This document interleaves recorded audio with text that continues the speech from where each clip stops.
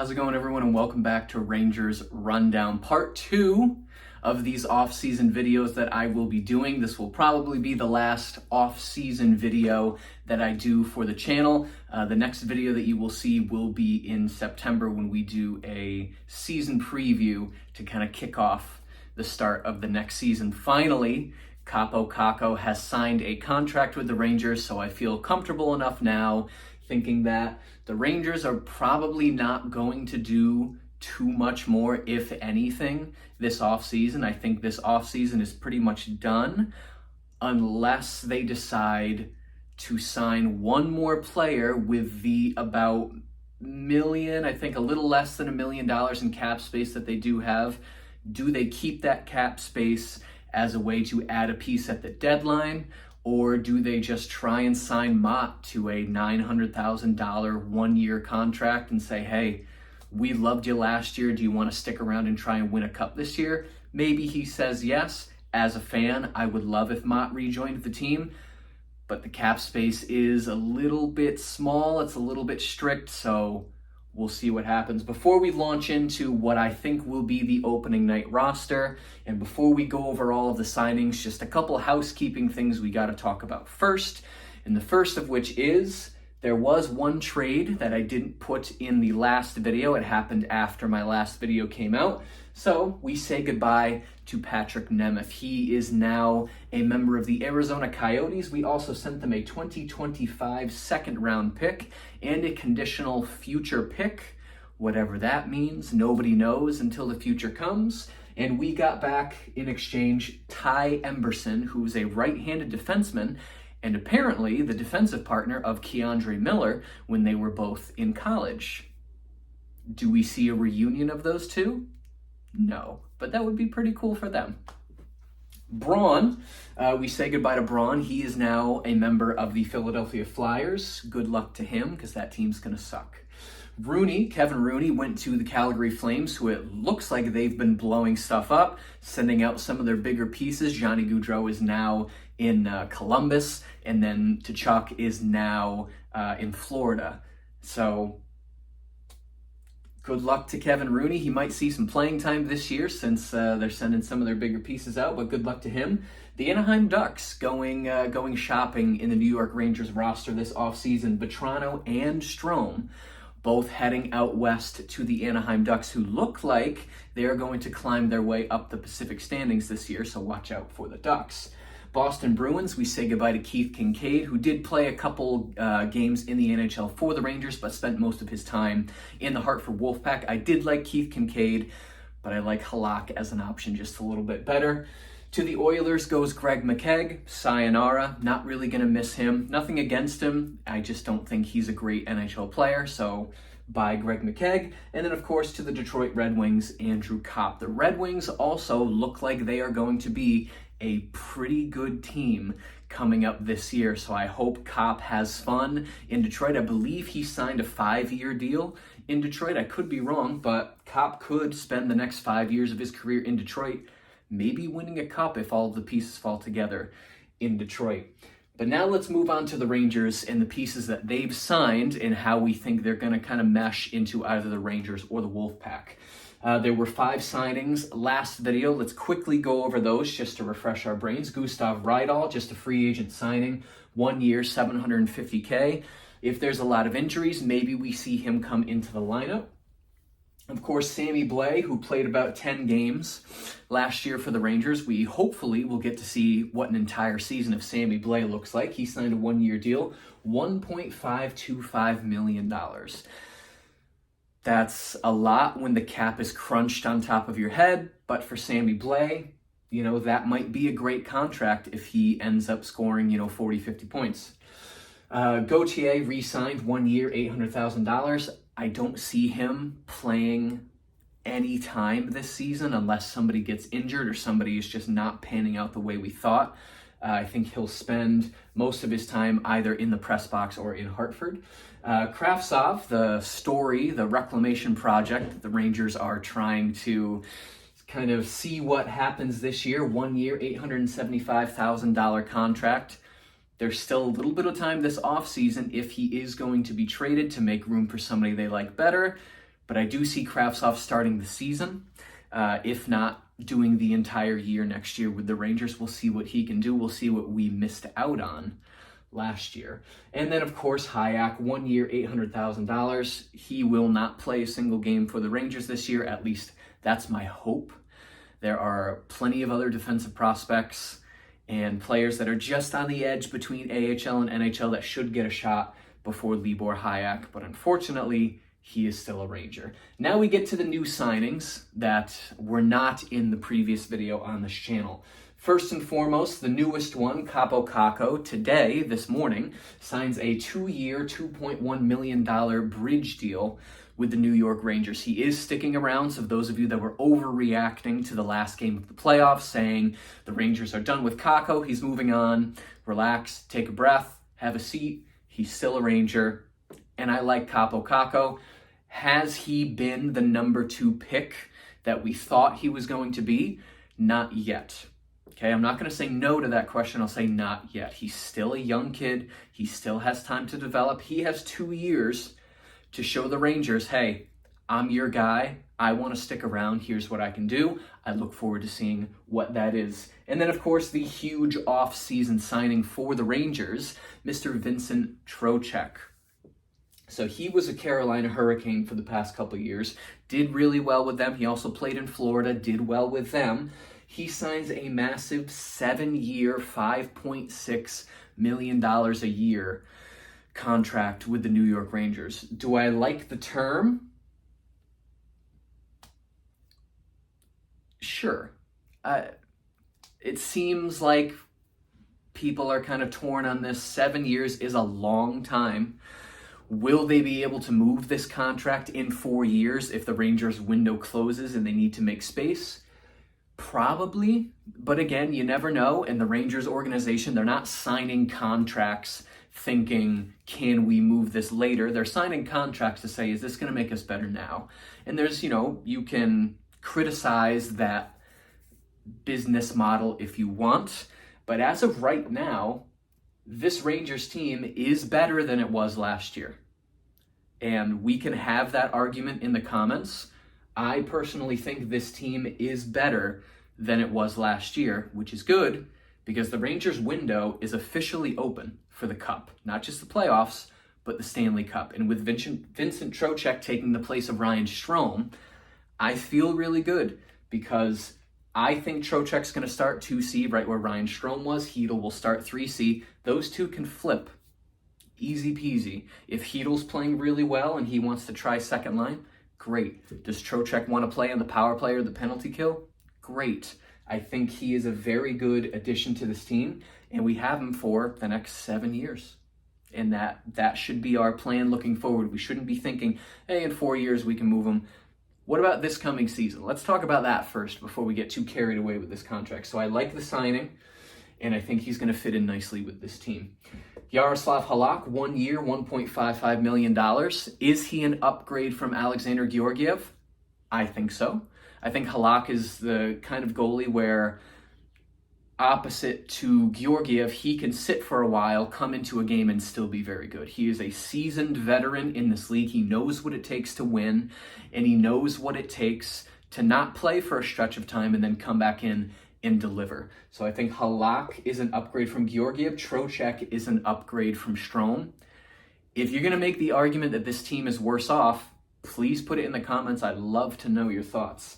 And then, of course, Louis Domingue, the goalie that we fought in the first round against Pittsburgh, will now be the starter for the Hartford Wolfpack. 2 years, $775,000. If Shesterkin or Halak get injured, obviously Domingue is going to get called up. A serviceable backup for this Rangers team. So 2 great goalie moves. I'm happy with it. Carpenter, 1 year, $750K. I have him slotted in as the 4th line center to start the season. Maybe Goudreau is the 4th line center and they're more comfortable with Hunt slotting in, or maybe even opening night, Rydal or Gettinger getting in there. Probably not, but again, you never know. Serviceable 4th line center, doesn't do too much really well, but again, he's a 4th line center. He's going to win you some faceoffs, and he's going to be able to move the puck around, hopefully generate some offense, if not, antagonize the other team. Gettinger, 1 year, $750K, probably going to play in Hartford a lot of the season. Again, if there's injuries or if somebody's not playing too well and they want to get benched for a game or two, maybe Gettinger gets called up. And then, of course, Sikora, 3 years. He signed his entry-level contract, so 3 years, $2.85 million total. Does he get any time? Again, we'll see what he does in training camp along with some of these other players. Does Carpenter not show up in training camp? Maybe somebody else slots in instead. Maybe Rydal has a really good camp and they want to see what he does at fourth line center. Again, there's a lot of options, which is good for the Rangers because one of the big problems they had last year was that their center depth was just non-existent. If one of their centers last year got injured, it was poo-poo for a while until that center came back. But now, if Zibanejad is injured, move up Trocheck. If Trocheck is injured, move up Hedl. If Hedl is injured, move up Gaudreau. There's so many more options now for the Rangers. If two centers get injured, Trocheck and Hedl are out. All right, Gaudreau, you're on the second line. Maybe Carpenter, you move up to the third. Rydal, you slide into the bottom. It's not great, but this is a way better situation for the Rangers team than last year. So center depth-wise, this team is solid.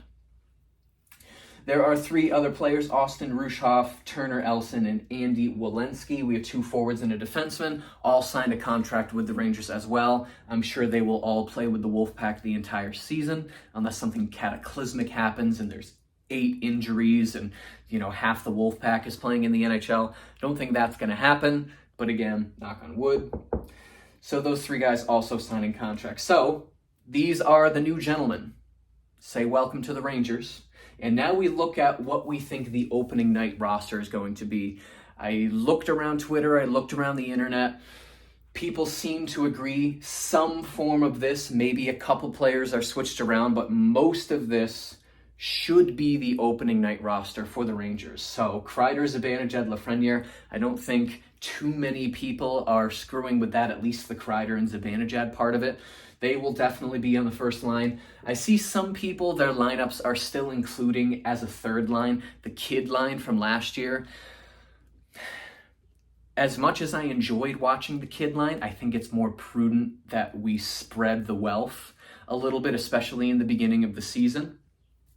If things aren't working the first 10, 15 games, sure, throw the kid line back together. Something needs to change. Let's see if we can mix it up. But I think Lafreniere should stay on the top line, keep cultivating his talent. He's a first overall pick that hasn't quite been at the first overall pick kind of gravitas that we think of when we think of first overall picks, but being on the top line is definitely going to help. And since Strome is no longer on this team, that 5th position on the first power play is up for grabs. Are they going to put Lafreniere on it? Or are they going to put Trocheck on it? I hope they put Lafreniere. He needs power play time. If you want him to get more points, put him on the power play. Second line, I think Panarin, Trocheck, Kakko is going to be a very good second line. Just the top 6 for the Rangers next year, there is not a single bad outlier in that top 6. That is an amazing top 6. I know Kakko and Panarin, Panarin doesn't like playing with Kakko. Who knows if that rumor is even true, but you're a professional athlete, suck it up and figure it out kind of thing. Third line, Sammy Blais, Hedl, Kravtsov. Maybe Kravtsov and Kakko end up switching at some point. Maybe Trocheck and Hedl end up switching at some point. Again, this is malleable. Season hasn't started yet. We haven't even gotten through training camp. But again, a serviceable third line, especially if Blais and Kravtsov show up and show that they want to stay on this Rangers team, that they deserve a spot in the lineup. And then, of course, the fourth line is the one that can be moved around the most. Gaudreau, Carpenter, Reeves, I think is a very nice fourth line. Do I want Reeves playing on the ice for this team? No. Do I want him in the locker room? Yes. He is a fantastic locker room guy, but he can't skate, he can't score, he can't play defense. He can hit people, which is great. What was he, 3rd in hits last season? Which is great. If we sign Mott, I think a fourth line of Gaudreau, Carpenter, Mott would be a step up from Reeves. Maybe some of you disagree. Maybe you want a goon in the lineup. I think the goon era is quickly coming to a close. I'd rather have Mott in there than Reeves, but again, Mott's not even a Ranger right now, so take that with a grain of salt. Some other forwards to consider: Hunt, Gauthier, Rydal, Gettinger, all kind of in that 13th forward race. If there's an injury, see who slots in, who doesn't. For defensemen, Lindgren, Fox, Miller, Trouba, of course, your top 4 defensemen. I don't think they're going to tinker with that too much. And then Jones, Schneider. Schneider will definitely stay bottom pair defenseman. I think it's going to be between Jones and Lundqvist to see who can battle it out and get that kind of 6th defensive position. Lundqvist started the season last year and didn't do a good enough job to stay. But if he has a great training camp and Jones is a little wishy-washy, maybe he's there opening night. But I do think it'll be Jones, Schneider to at least start the season. Of course, Lundqvist, Hayek, Reunanen, those kind of 7th defenseman type players ready to be called up. Then, of course, Shesterkin's in net. You can't take away the Vezina goalie to start. Halak, serviceable backup. I struggle with that word, sorry. Louis Domingue would be 3rd, and then Garand and Lindbaum, obviously right there in the race. They will stay in Hartford, or if they're in one of the other leagues around the world. But I think goalie, the Rangers are set. Shesterkin, Halak, Domingue. That's a great 1-2-3. If somebody gets injured, Halak can handle 5 or 6 games while Shesterkin recovers from injury. If Halak and Shesterkin are injured, Domingue can come in for a couple games until somebody's ready. I don't think anybody should worry about goaltending this season. What was his name? God, I can't even remember. Georgiev, sorry. Georgiev's gone. We don't have to talk about him anymore. He's comfortable in Colorado. He's going to hopefully go for a cup, which would be kind of... Congrats, Georgiev, for winning a cup, not with the Rangers, but it would be kind of bittersweet. But I think something very close to this, or this exactly, will be the opening night roster. Again, opening night is Tuesday, October 11th against the Tampa Bay Lightning. So the Rangers get kicked out of the playoffs by the Lightning, and they start the next season against the Lightning. I think that game is at 7:30, although I could be wrong. 7 or 7:30, but Tuesday, October 11th, I think we have 76, 77 games or days until opening night. And then we start a new season, which seems to be a little bit of a slower pace than last season. If you look at the schedule, we took a look at the schedule in the previous video. If you missed that, you can also look it up online. I think it's going to be less tiring, less of a haul. We're finally getting back post-COVID. We're into a normal NHL season, so I think fatigue will be less of an issue this year, especially since, these guys, normal summer, they get their training in, training camp, we'll see what happens, and then we move forward. If there's anything I missed, please let me know in the comments, because this is the end of the off-season report for Rangers Rundown. Unless something else happens, I will do a quick video if they end up signing somebody else that I think will make the lineup. If they do any more, Wolfpack signings, 14th, 15th forward, 8th, 9th, 10th defenseman, I probably won't make a video just for that. But if they do end up signing Mott before the season starts, that will be worth a video, and I'll throw up a short one there. But the next video I'm, going to be researching and writing stuff on the board for is the preseason preview. So be on the lookout for that. I'm close to 200 subs on this channel. I think I'm only 4 or 5 away. So if you enjoyed this video and you'd like to see more videos like it, be sure to hit the subscribe button. Thank you so much for watching, and I will see you in the next rundown.